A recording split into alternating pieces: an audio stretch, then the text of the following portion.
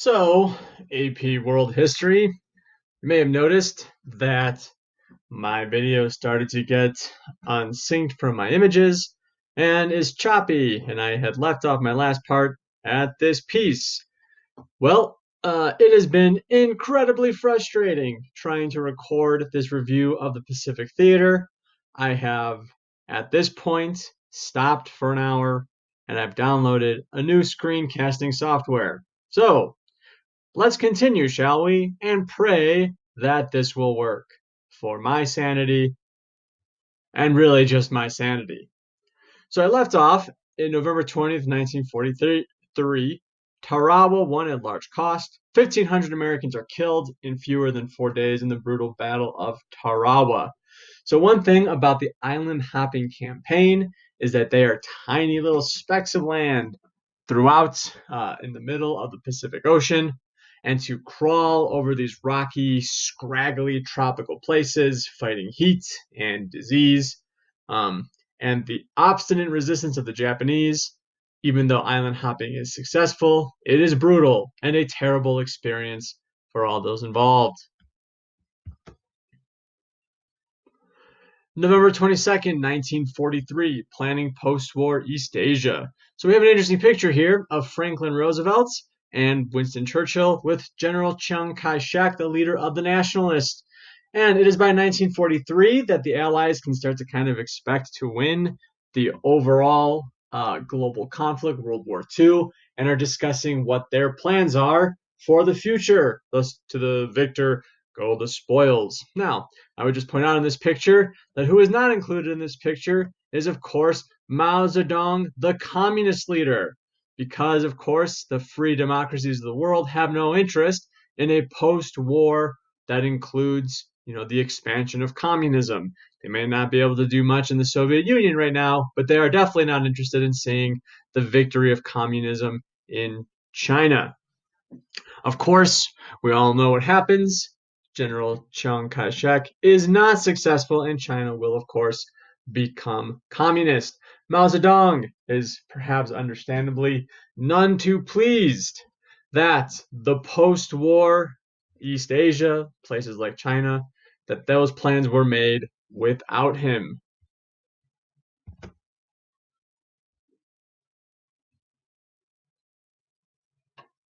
I'm frozen here. Let's try it again. And again. Very mysterious.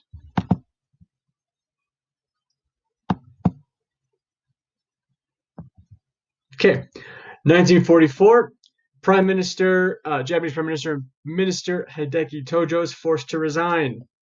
So after the war, Tojo attempts suicide. Instead, he's arrested, charged with war crimes, and executed.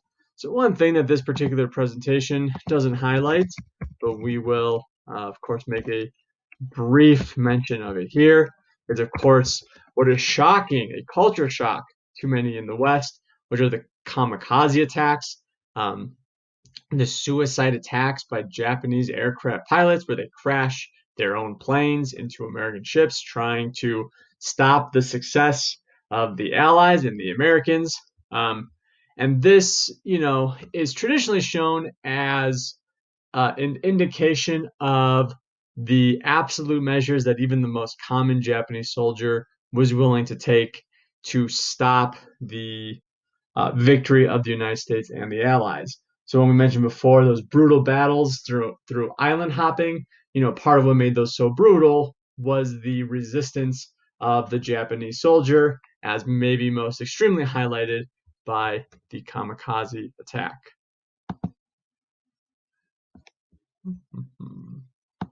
So despite that, island hopping is successful. August 10th, 1944, the United States and the Marianas take the Marianas Islands. The Japanese are forced to retreat out of Southeast Asia to begin to plan to prepare for an attack by the Allies against the Japanese mainland.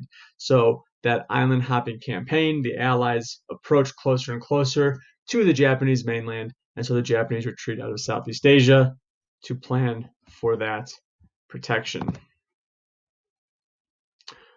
October 17th, 1944, the liberation of the Philippines. General Douglas MacArthur, who had to make that hasty retreat just 2 years earlier, is able to return to the Philippines.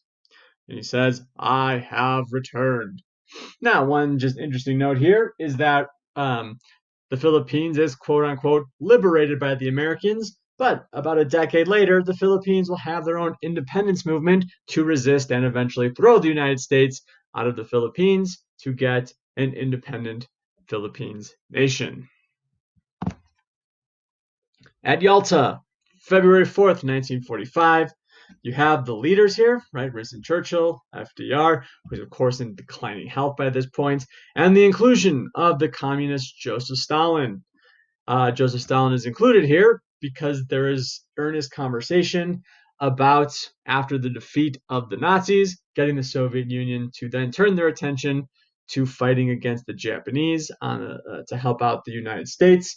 And so, because the United States kind of expects to have the help of the Soviet Union in defeating the Japanese, you see Joseph Stalin for that and many other reasons at Yalta.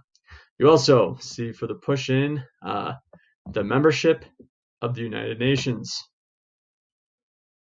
February 19th, 1945 to March 26, 1945, American Marines take control of Iwo Jima, another one of these brutal island hopping battles, but we get the iconic picture of the American Marines raising the American flag after their victory at Iwo Jima. In April 12, 1945, Franklin Roosevelt has recently passed away. He does not survive to see the end of World War II, and the United States inaugurates Harry S. Truman, who will see the end of World War II. In relation to the Pacific Theater, Harry S. Truman, for a brief period in time, in 1945, will become the most powerful man that has ever existed in human history. And we will see the exercise of that power in a mere few months in early August. July 26, 50 nations signed the UN Charter. The UN, unlike the League of Nations, continues to survive to this day and has so far been pretty successful at preventing a third world war.